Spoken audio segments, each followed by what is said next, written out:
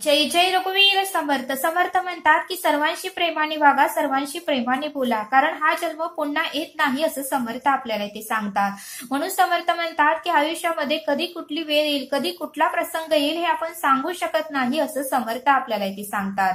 समर्थ म्हणतात की उद्याचा दिवस आपण पाहणार आहे का नाही ह्याची आपल्याला शाश्वती नाही. उद्याचा दिवस आपल्या आयुष्यामध्ये काय घडवून येईल हेही आपण सांगू शकत नाही असं समर्थ आपल्याला ते सांगतात. आणि म्हणूनच समर्थ म्हणतात की कधीही विनाकारण कोणाला त्रास देऊ नका. आणि म्हणून समर्थ म्हणतात की आज आपल्याकडे वेळ आहे, आज आपल्याकडे सत्ता आहे, आज आपल्याकडे भरपूर पैसा आहे, आज आपण श्रीमंत आहे, म्हणून कोणाचंही नुकसान होईल असं कधीही वागू नका. आणि म्हणून समर्थ म्हणतात की आपल्या सत्तेचाही गैरवापर कधी करू नका. कधी वेळ कुणाची कधी बदलेल हे सांगता येत नाही असं समर्थ आपल्याला ते सांगतात. आणि म्हणून समर्थ म्हणतात की ऊनही कायमस्वरूपी राहत नाही आणि सावलीही कायमस्वरूपी राहत नाही, पाऊसही कायमस्वरूपी राहत नाही आणि थंडीही कायमस्वरूपी राहत नाही. कधी ना कधीतरी तेही बदलतात असं समर्थ आपल्याला ते सांगतात. आणि म्हणून समर्थ म्हणतात की जसे ऋतू बदलत असतात तसं माणसाची परिस्थिती ही बदलत असते असं समर्थ आपल्याला ते सांगतात. आणि म्हणून समर्थ म्हणतात की माणसाकडे सत्ता आणि श्रीमंती कायमच असेल हे कशावरून शक्य आहे. हे कधी ना कधीतरी आयुष्याची परिस्थिती ही बदलत असते असं समर्थ आपल्याला ते सांगतात. आणि म्हणून समर्थ म्हणतात की आपला जन्म झाला म्हणून आपण लहानच राहिलो का, आपण मोठे झालो, तरुण झालो आणि तरुण झाल्यावर वयस्कर होणार आहे आणि वयस्कर झाल्यानंतर आपला मृत्यू हा येणार आहे हे त्रिकालाबाधित सत्य आहे, हे कोणीही नाकारू शकत नाही असं समर्थ आपल्याला ते सांगतात. मग समर्थ म्हणतात की आपण येताना काय आणलो व जाताना काय नेणार आहे, मग कशाचा अहंकार, कशाचा ताटपणा असं समर्थ आपल्याला ते सांगतात. समर्थ म्हणतात की तोंड हे गोडाचं झरा आहे तर त्यातून गोडच वाहू द्या. नाकातून खारट पाणी येतं, डोळ्यातून खारट पाणी येतं आणि कानातून खारट पाणी येतं. तोंड एकच गोडाचं झरा आहे, त्यातून उत्तम काय शब्द बाहेर येत नाही तसं समर्थ आपल्याला ते सांगतात. आणि म्हणून समर्थ म्हणतात की त्या मुखातून इतरांना आदर देणारे शब्दच बाहेर पडावे, त्या मुखातून इतरांना आनंद देणारे शब्दच बाहेर पडावे असं समर्थ आपल्याला ते सांगतात. आणि म्हणून समर्थ म्हणतात की जीवन जगताना आपली संगत ही खूप महत्वाची आहे.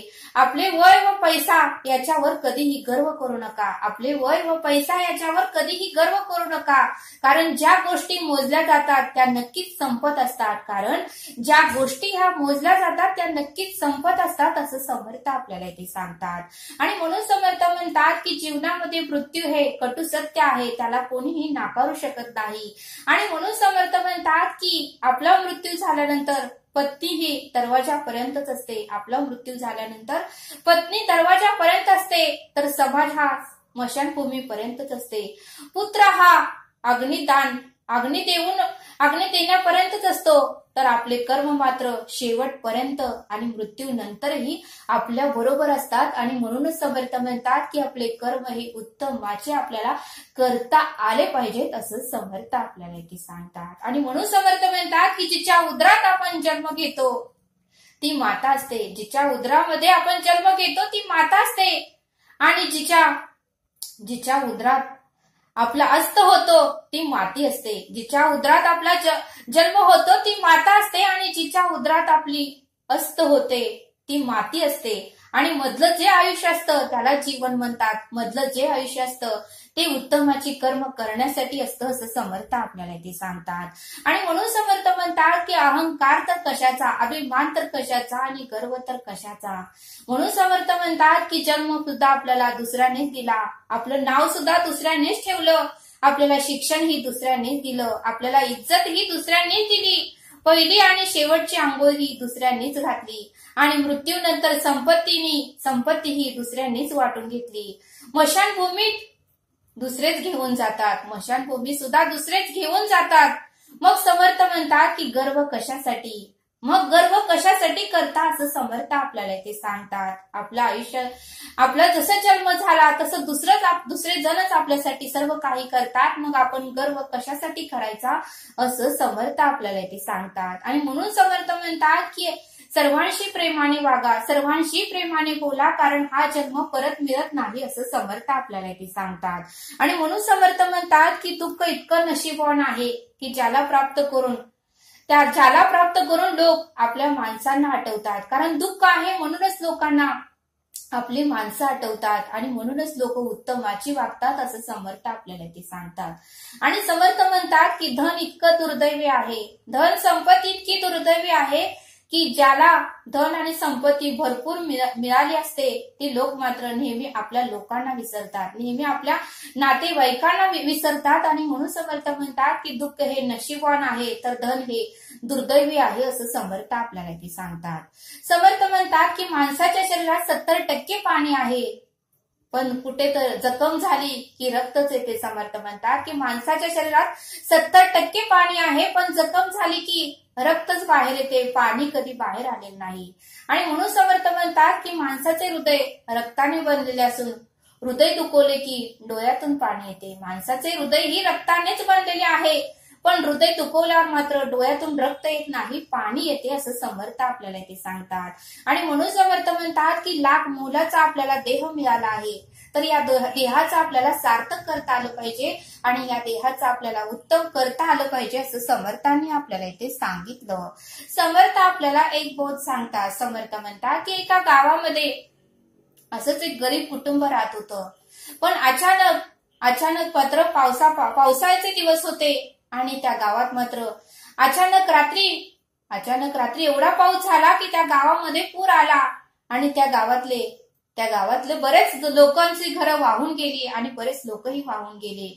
त्यामध्ये मात्र असं एक कुटुंब होतं की त्या कुटुंबातले सगळेजण वाहून गेले, पण एक मुलगा मात्र त्या कुटुंबातला तो जिवंत राहिला. त्यानेही कुठेतरी झाडाचा आधार घेऊन त्या आधाराच्या बरोबर त्याने तो जिवंत राहिला आणि त्या झाडावर तो जाऊन बसला आणि त्यामुळे त्याचा जीव वाचला. पण बाकीचे सगळे मात्र वाहून गेले आणि एवढा पूर होता की त्याला काहीही समजत नव्हतं. तो 2 दिवस त्या झाडावरच बसला आणि नंतर मात्र गावातील लोकांनी बऱ्याच मदतीने त्याला तेथून बाहेर काढलं. बाहेर काढल्यानंतर धर्मशाळेत तो राहू लागला. पण ज्यावेळेस त्याला कळालं की त्याचे आई वडील त्याचं सर्व कुटुंब वाहून गेलं, पाण्यात वाहून गेलं, त्यांचा शोध कार्य चालू ठेवला, पण मात्र ते कुठेही सापडले नाही. आणि मग मात्र त्याला फार वाईट वाटू लागलं आणि मग मात्र त्याला जगण्याची इच्छाच नाहीशी झाली आणि त्यानेही ठरवलं की आपण ही आत्महत्या करायचं. आता जगायचं तरी कोणासाठी, मिळवायचं तरी कोणासाठी आणि आपली घरात वाट तरी बघायला कोणीही नाही. एवढं त्याला दुःख झालं आणि अंतःकरणातून तो रडू लागला. बऱ्याच लोकांनी त्याला समजवण्याचा प्रयत्न केला, पण त्याला काहीच कळत नव्हतं.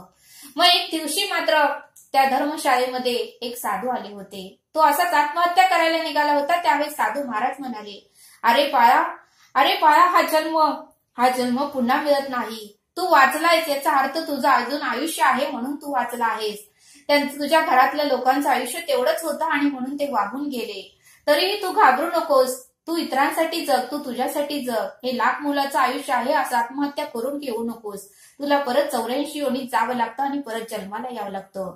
त्यावेळेस मात्र त्याला थोडा धीर मिळाला, थोडं त्याला जगण्यासाठी उमेद आली. मग त्या साधू महाराजांनी त्या मुलाला एका ओळखीच्या ठिकाणी त्याला नोकरीला लावलं. एक मोठं शोरूम होतं आणि सर्व्हिसिंग वर्कशॉप मध्ये सर्व्हिसिंग करायची त्याला नोकरी मिळाली. आणि मग मात्र तो काम करू लागला आणि थोड्या दिवसांनी त्याला तो विसर पडू लागला आणि कामामुळे मात्र त्याला त्या सर्व घटनेचा विसर पडू लागला आणि हळूहळू करत तो प्रामाणिकपणे सर्व काही कामं करू लागला आणि मालकाला मात्र त्याचं सर्व काम आवडू लागलं. तो प्रामाणिकपणे काम करत होता, कुठल्याही कामाला तो नकार देत नव्हता. आणि एक दिवशी मात्र मालकाने राहवलं नाही म्हणून त्याला विचारलं, अरे गणेश, तू एवढं काम करतोय, प्रामाणिकपणे काम करतोय, ज्यावेळेस मी तुला जास्त काम सांगतोय तरीही तू कधीही मला उद्धट बोलला नाहीस, रागाने बोलला नाहीस, कधीही तू मला उत्तर मोठ्या आवाजात दिलं नाहीस. याचं तू कारण काय आहे हे मला जाणून घ्यायचं आहे. त्यावेळेस गणेशने सांगितलं की सर माफ करा आणि मी तुमच्या शोरूम मध्ये कामाला लागलो आहे, पण माझंही स्वप्न आहे की मलाही तुमच्यासारखं असं शोरूम उभा करायचं आहे आणि अनेक माझ्यासारख्या अनाथ मुलांना मला माझ्या कंपनीमध्ये काम द्यायचं आहे आणि मला माझ्या जीवनाचं सार्थक करायचं आहे. कारण माझ्या आयुष्यात कोणीही नाही आणि राहिलेलं आयुष्य मी इतरांसाठी मी जगणार आहे, त्यासाठीच मी एवढं प्रामाणिकपणे आणि एवढं मेहनतीने काम करत आहे. त्यावेळेस ते सरही म्हणाले, हो म्हटले, तुझे विचार छान आहेत, एक ना एक दिवस तू ही माझ्यासारखं मोठं शोरूम काढशील. आणि त्याने मात्र सातत्य ठेवलं, काम चालू ठेवलं, नेहमी मेहनत करत होता, काम करत होता, कष्ट करत होता. आणि एक दिवशी मात्र हळूहळू करत त्या सरांनीही त्याला मदत केली आणि हळूहळू करत त्यांनी जागा विकत घेतली आणि हळूहळू करत छोटस वर्कशॉपचं सेंटर चालू केलं आणि एक दोन मुलांना त्यांनी आपल्या हाताखाली ठेवलं. आणि असं करत करत बरेच वर्ष गेल्यानंतर त्याचंही असं मोठं शोरूम तयार झालं. आणि मग मात्र त्याला खूप आनंद झाला आणि त्याने अनेक त्याने अनाथ मुलांना, अनाथ मुलींना त्याने तिथे कामाला लावलं, त्याने नोकरी दिली. तो जसा अनाथ होता, त्यानं जसं परिस्थितीला सामोरे गेला तसं इतरांनाही जावं लागतंय ह्याची त्याला अनुभव होता. आणि म्हणून त्यांनी बरेच लोकांना त्या वर्कशॉपमध्ये, त्या शोरूम मध्ये त्याने कामाला घेतलं. आणि मग मात्र त्याने भरपूर पैसा मिळवला, अनेक अनाथ आश्रम त्याने बांधले, अनेक लोकांना त्यांनी दानधर्म केलं, अनेक मोठ्या अंधमुख शाळेनाही त्यांनी भरपूर देणगी केली आणि त्याचं भरपूर कौतुक होऊ लागलं.